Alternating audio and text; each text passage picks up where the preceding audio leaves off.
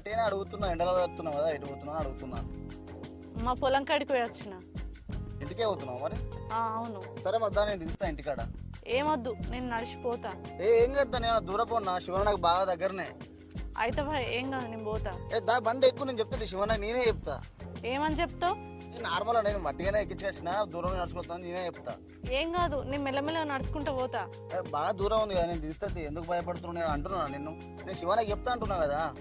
ఏం కాదు, కూర్చో, నేను చెప్తా, కూర్చో.